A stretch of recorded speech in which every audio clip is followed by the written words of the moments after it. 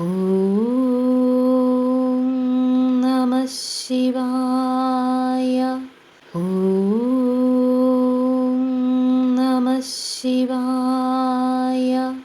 ഓം നമഃ ശിവായ.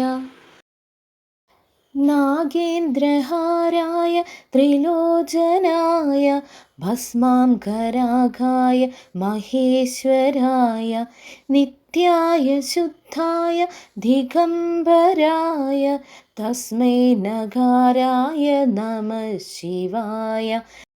ശിവപഞ്ചാക്ഷരി സ്തോത്രത്തിൻ്റെ ആദ്യത്തെ വരികളാണ് ഇപ്പോൾ നാം കേട്ടത്.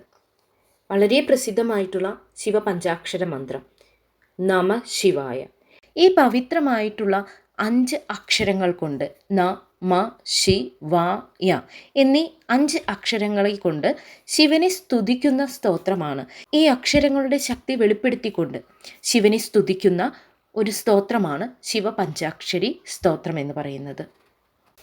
ഈ പഞ്ചാക്ഷരി മന്ത്രം ജപിക്കുന്നത് പ്രത്യേകിച്ച് ശിവസന്നിധിയിൽ വെച്ച്, ശിവലിംഗത്തിൻ്റെ മുൻപിൽ വെച്ച് ഈ സ്തോത്രം ജപിക്കുന്നത് വളരെയധികം ഉത്തമമാണ്. ഈ ഒരു സ്തോത്രത്തിൻ്റെ ഫലശ്രുതിയിൽ തന്നെ അത് പ്രത്യേകം എടുത്തു പറയുന്നുണ്ട്. മോക്ഷപ്രാപ്തി ലഭിച്ചുകൊണ്ട് കൈലാസത്തിലേക്ക് എത്തുവാൻ, ശിവസന്നിധിയിൽ എത്തുവാൻ നമുക്ക് വഴികാട്ടിയാവുന്ന ഒരു സ്തോത്രമാണ് ശിവപഞ്ചാക്ഷര സ്തോത്രം. ഇതിൽ ആദ്യത്തെ ശ്ലോകങ്ങൾ ഇപ്രകാരമാണല്ലോ: നാഗേന്ദ്രഹാരായ ത്രിലോചനായ ഭസ്മാംഗരാഗായ മഹേശ്വരായ നിത്യായ ശുദ്ധായ ദിഗംബരായ തസ്മൈ നഘാരായ നമഃശിവായ. മഹാദേവനെ കുറിച്ച് ഓർക്കുമ്പോൾ നമ്മുടെ മനസ്സിലെല്ലാം ഒരു രൂപം വ്യക്തമാണ് അല്ലേ? നാഗരാജാവിനെ മാലയായി അണിഞ്ഞുകൊണ്ട്.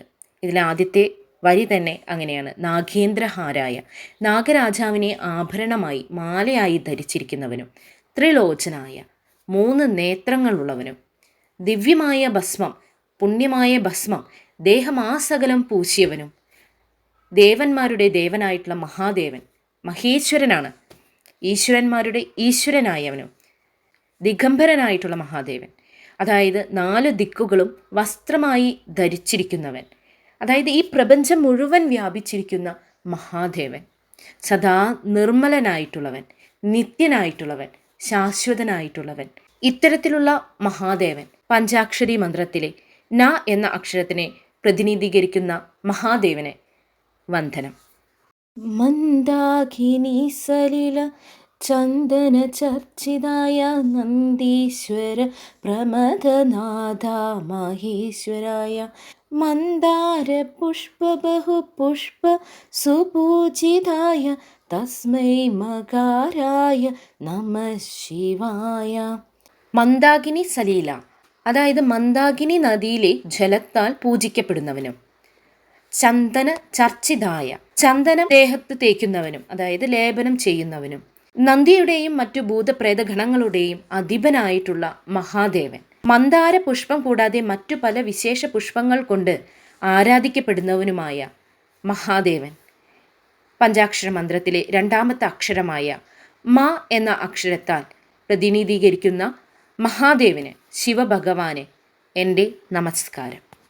ശിവായ ഗൗരീവദനബ്ജ ബൃന്ദ സൂര്യായ ദക്ഷാധ്വര നാശകായ ശ്രീനീലകണ്ഠായ വൃഷധ്വജായ തസ്മൈ ശിഖാരായ നമഃ ശിവായ.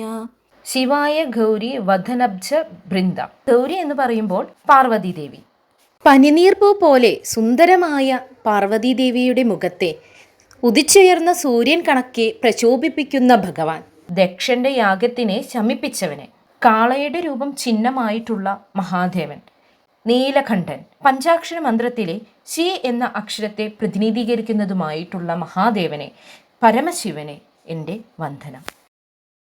വസിഷ്ഠ കുംഭോദ്ഭവ ഗൗതമാര്യ മുനീന്ദ്രദേവാർച്ചിത ശേഖരായ ചന്ദ്രാർക്ക വൈശ്വാനര ലോചനായ തസ്മൈ വകാരായ നമഃ ശിവായ.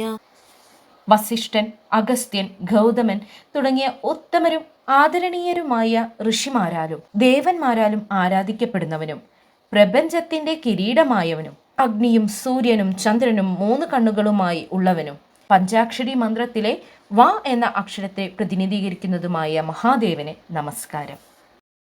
യജ്ഞസ്വരൂപായ ജടാധരായ പിനാകഹസ്തായ സനാതനായ ദിവ്യായ ദേവായ ദിഗംബരായ തസ്മൈ യകാരായ നമഃ ശിവായ.